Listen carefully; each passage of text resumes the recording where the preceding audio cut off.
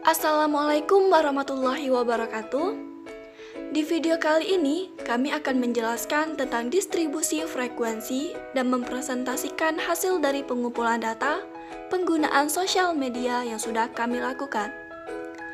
Perkenalkan, nama saya Hayatun Nupus, NIM F1E1190079. Saya Dini Andrani, NIM F1E119080. Saya Hairunisa Putri Andira, NIM F1E119090. Saya Al-Kausar Maulana Ibnu Asabil, NIM F1E1 190091. Nama saya Ozi Prazuganda, NIM F1E1 190096. Setelah perkenalan singkat dari kelompok kami, selanjutnya kita akan langsung membahas tentang tabel frekuensi. Tabel frekuensi merupakan salah satu jenis penyajian data. Tabel frekuensi adalah cara umum untuk menata atau menyusun data yang dimiliki dalam sebuah tabel yang menunjukkan sebaran atau distribusi frekuensi data dan tersusun atas frekuensi tiap-tiap kelas atau kategori yang telah ditetapkan. Baiklah, di sini saya akan menjelaskan tahapan pembuatan tabel frekuensi. Seperti yang telah dijelaskan oleh saudari Nupus sebelumnya, tabel frekuensi ini merupakan suatu cara umum yang digunakan untuk menata data sesuai dengan frekuensi tiap kategori yang telah ditetapkan. Dalam pembuatan tabel frekuensi ini, kita perlu melalui 3 tahapan. Yang pertama yaitu penentuan banyaknya selang kelas. Banyaknya selang kelas tergantung pada jumlah pengamatan dalam data yang kita miliki. Pengamatan yang tidak terlalu banyak tentunya tidak memerlukan selang kelas yang banyak. Begitu pula sebaliknya, pengamatan yang banyak pasti memerlukan selang kelas yang cukup memadai untuk mencakup semua data pengamatan yang kita miliki. Menurut Titno Sumarto, penentuan banyaknya selang kelas dapat dinyatakan dalam persamaan sebagai berikut.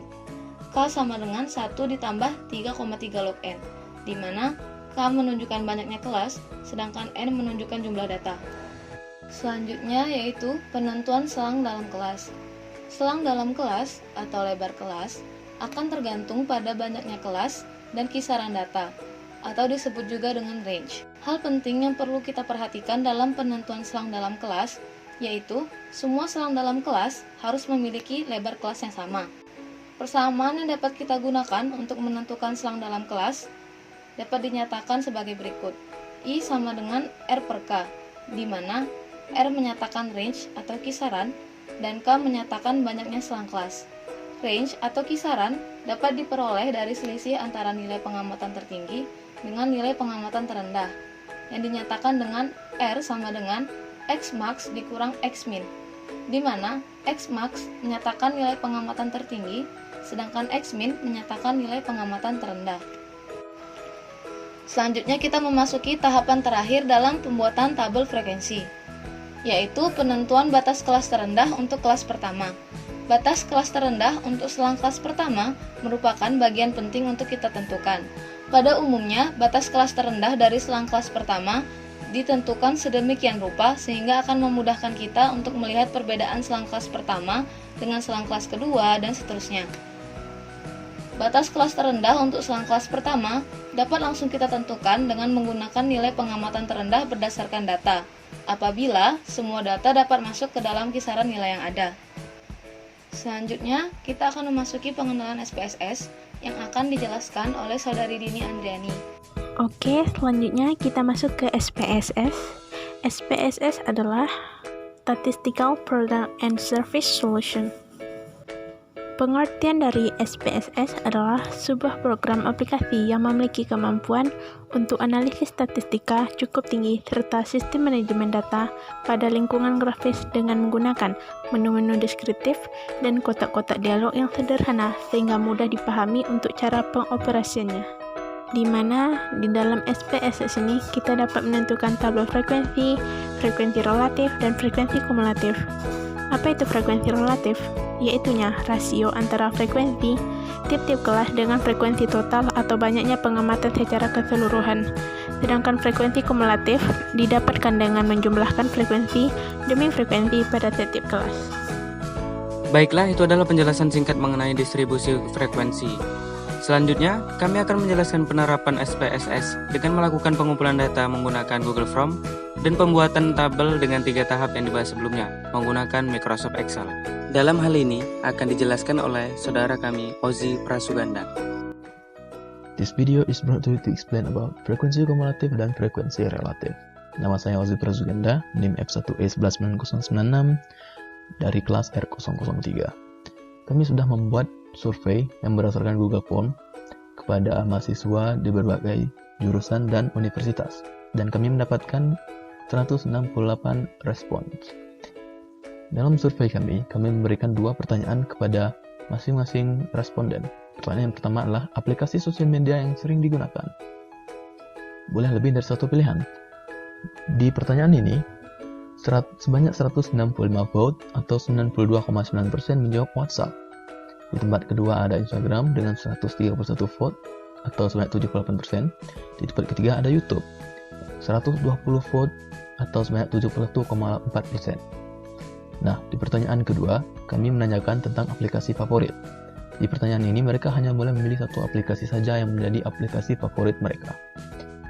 Dan sebanyak 37,8% menjawab WhatsApp sebagai aplikasi favorit mereka. Di tempat kedua ada Instagram, dan di tempat ketiga ada YouTube. Untuk mendapatkan frekuensi kumulatif dan frekuensi relatif, maka di sini kita akan menggunakan aplikasi yang bernama IBM SPSS. Sebelum itu, kita rubah dulu data yang berbentuk Google Form ini ke dalam bentuk spreadsheet, dan kita masukkan ke dalam bentuk Excel. Pada IBM SPSS, pertama-tama kita buat dulu format dari tabelnya. Variable view, kita buat nama aplikasi, namanya, nama para responden, dan juga aplikasi favorit.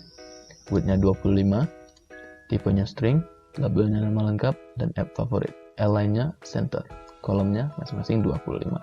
Kembali ke data view, kita copy seluruh dari nama untuk kita masukkan ke dalam IBM SPSS-nya. Kita copy, kita masukkan ke IBM SPSS-nya.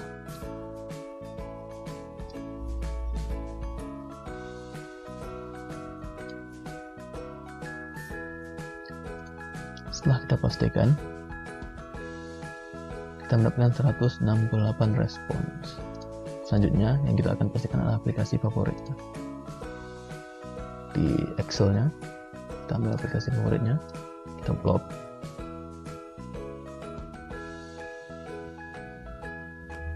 Sampai ujung. Terus kita copy kan, kita buka IBM SPSS. Kita blok lagi. Setelah itu kita pastikan. Nah, ini sudah data yang double, tidak apa-apa. Setelah itu, bila sudah seperti ini, kita klik analyze, descriptive, statistik, terus frequencies. Kita masukkan semuanya. Oke. Nah, di sini kita lihat frekuensinya ada 170 tabelnya ya. Kita masukkan. Terus frekuensi tabel yang seperti yang kita lihat semuanya memberikan vote dengan 100% totalnya. Terus ada kita lihat di app favorit tadi, aplikasi paling favorit. Di frekuensinya kita lihat Facebook 4 yang memilih dalam bentuk persen, yaitu 22,4, dimana cara mencarinya adalah 170 dibagi 4 dikali 100, maka hasilnya adalah 2,4. 4 dibagi 170. Untuk kumulatif persennya, cara mencarinya adalah dengan yang Facebook seperti yang kita lihat, frekuensinya 4, kumulatif persennya 5,9. Nah, 5,9 ditambah dengan valid persen 20 dari Instagram, karena frekuensi yang memberikan vote kepada Instagram adalah sebanyak 34 dan persentase 20, maka kita tambahkan 5,9 ditambah 20, hasilnya 25,9, dan begitu seterusnya. Baik, mungkin hanya itu saja dari saya. Sekian dan terima kasih.